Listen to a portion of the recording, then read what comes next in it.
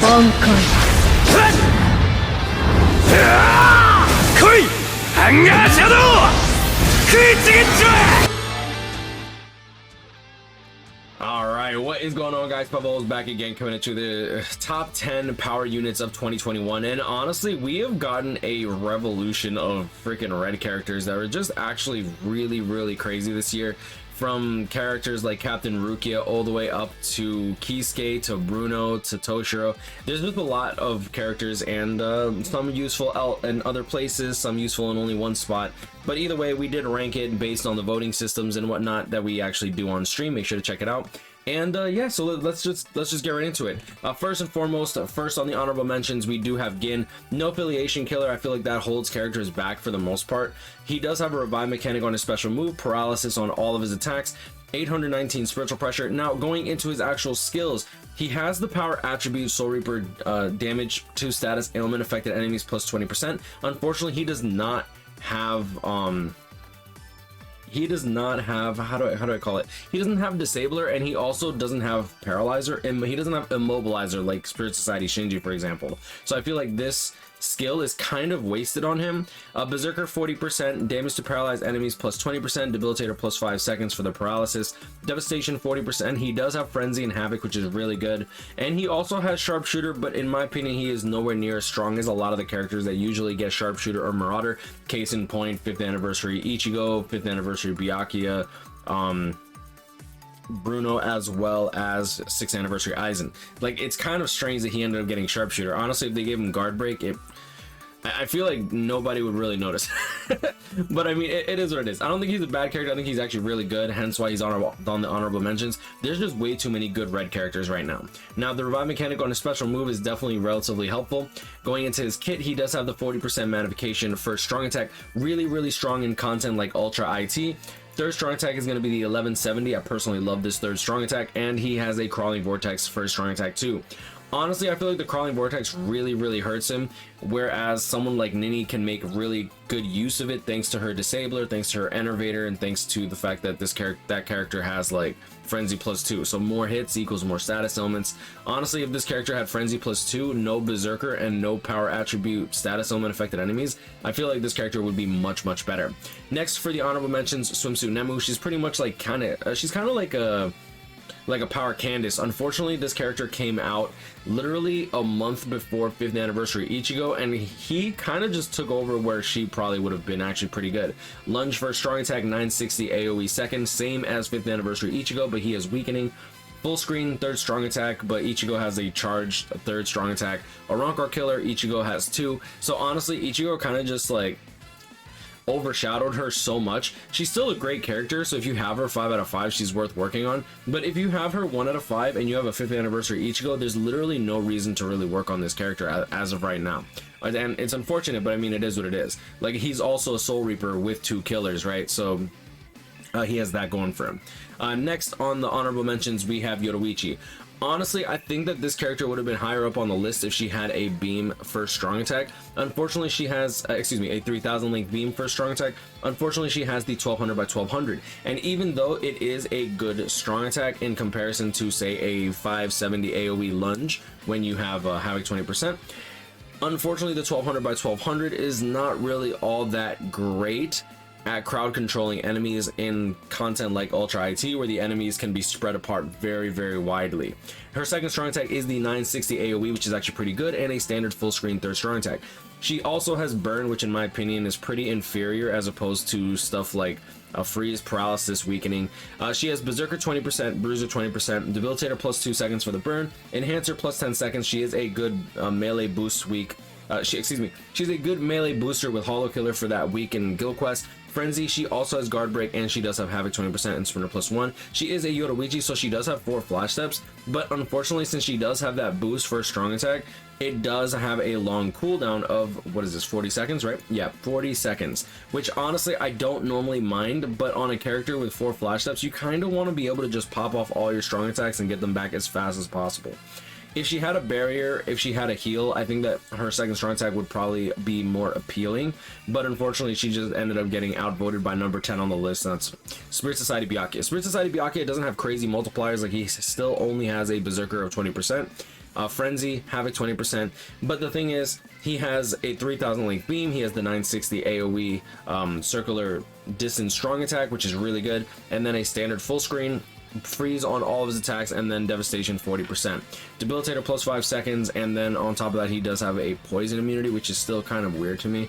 The only place that he really makes effective use of that is for the large scroll quest.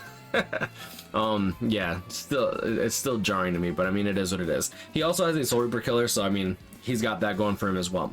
Next on the list, number 9, we have Kokoto. Kokoto ended up edging out Biake a little bit, not in that way, you sick demon, but he ended up edging him out because he does have weakening over the freeze. Now, he does have the 1200 by 1200 for strong attack like Machine Society Yoruichi, but he does have weakening on all of his attacks. He has a 960 AoE second, and then a full screen third. Berserker 20%, Guard Break, Havoc 20%, Sprinter plus 1. He's also a Technique Link Slot Potions plus 5 character, which is really good.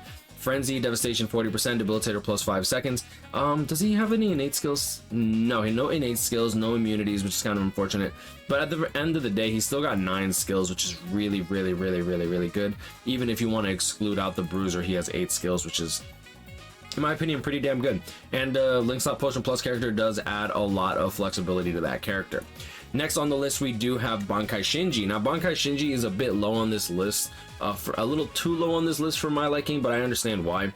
He has a Berserker of 20%, and then on top of that, he does have the Power Attribute Captain Strong Attack Damage plus 20%. Unfortunately, in this day and age, the only real captains you're going to be seeing in like co-op play like this is probably going to be Shinji and Spirit Society Biake, if you have these characters leveled up and quite worked on quite heavily, mind you. Instead of devastation, he opted for damage to confuse enemies plus 40%. You can get it up to 80% if you want to go for the T15, but honestly, instead of going for damage to confuse enemies plus 80%, I would recommend going full stam if you're trying to do T15. If you want to do T20 and then go with that, or long stride, that'll probably be the way to go.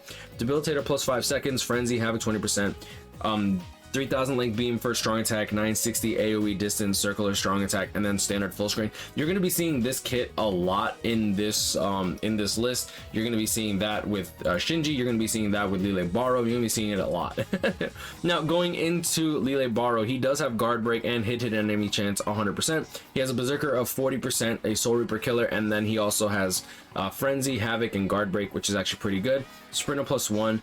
This character is just overall a beef stick unit, and he doesn't really rely on status elements like Shinji does, so I understand why he got voted in ahead.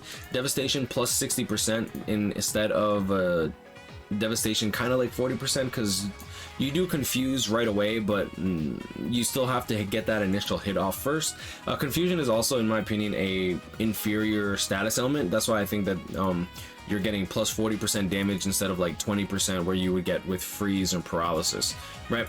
Next on the list, we have Captain Rookia. Now, Captain Rookia did get voted ahead of Hikone, but honestly, in the new meta, I feel like Hikone is just significantly better than Rookia. Not necessarily because Rookia is bad. Like, this is still like the crazy, like, power is just way too stacked. But the thing is, Hikone has a 3000 length beam and 1170 AoE third strong attack, and even his second strong attack, even though it might not be as good as the 960, he has weakening on everything, multi hits on his second strong attack, and a good way of crowd controlling content like Ultra IT.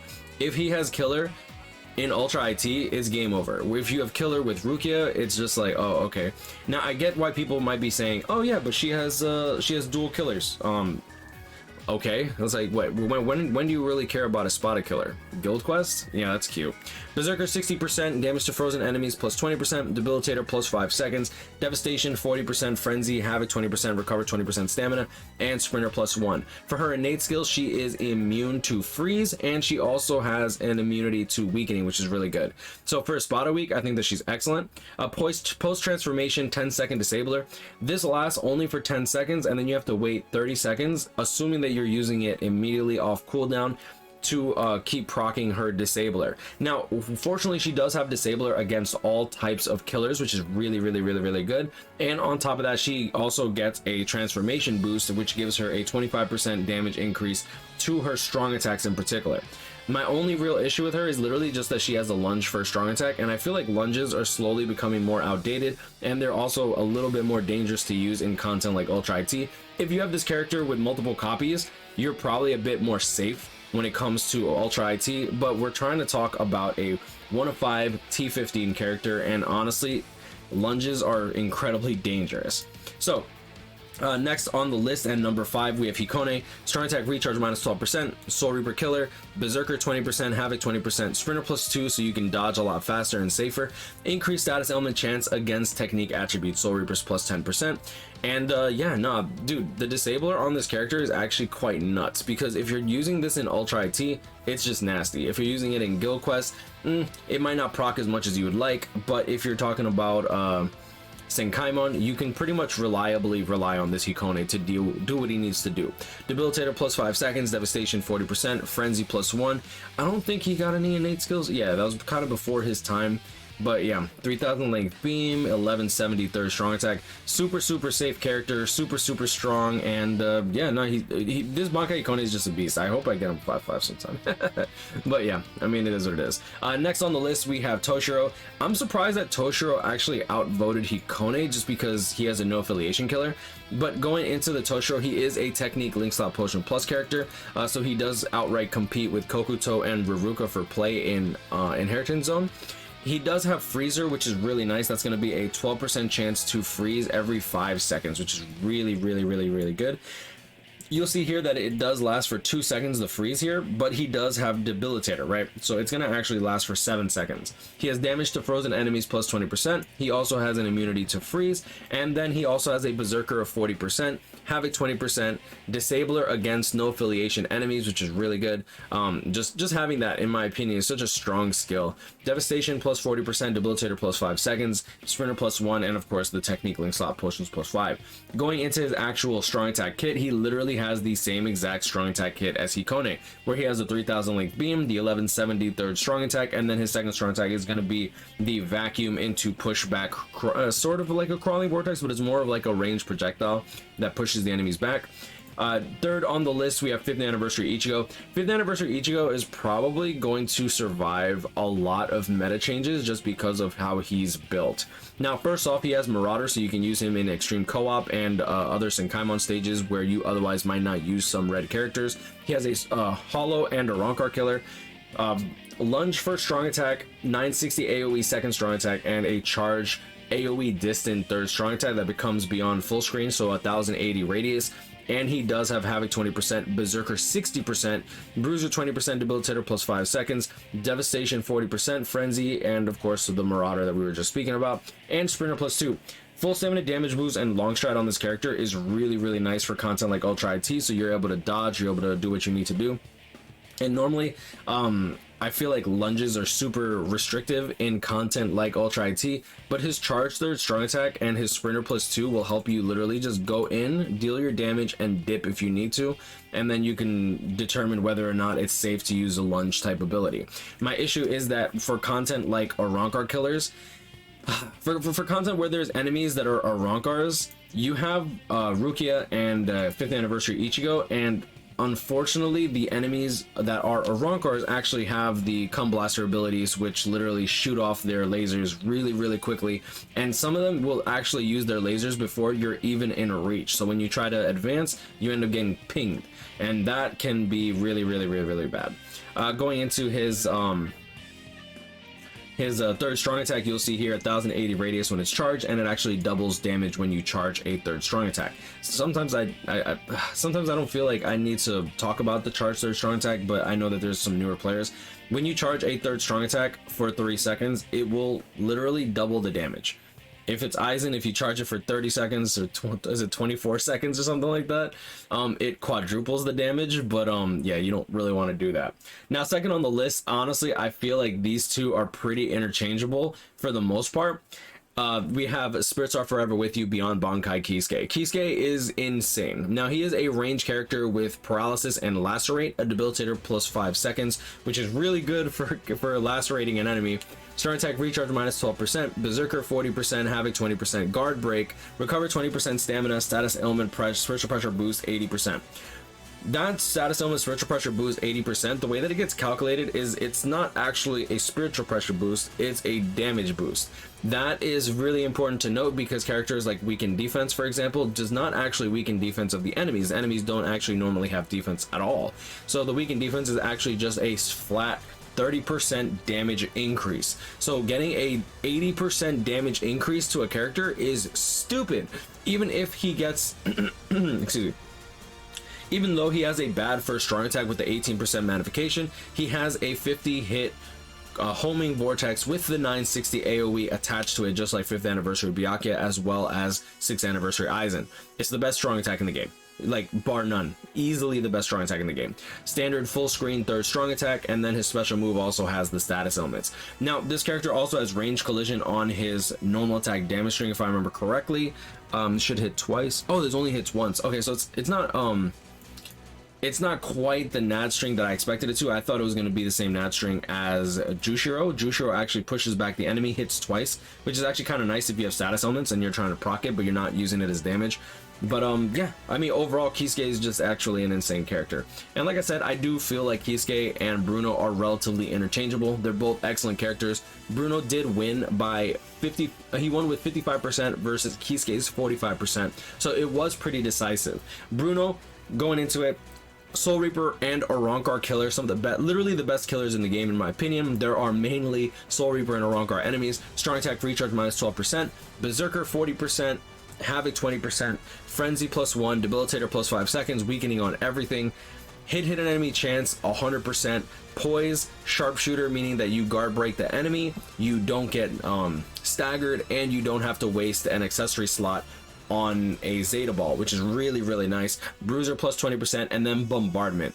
Bombardment is such a strong skill because that literally doubles the amount of hits of your special. Normally, one hit of your special will kill any trash mob. So if there's like 6 waves of enemies, for example, for content like Ultra IT, being able to just burst through all those waves is incredibly strong and incredibly important. Now going into his soul tree, he does have the innate skills of dodge, Soul Reaper damage +50%, which is really nice. Last ditch survival built into the character, and he also has sprinter +2.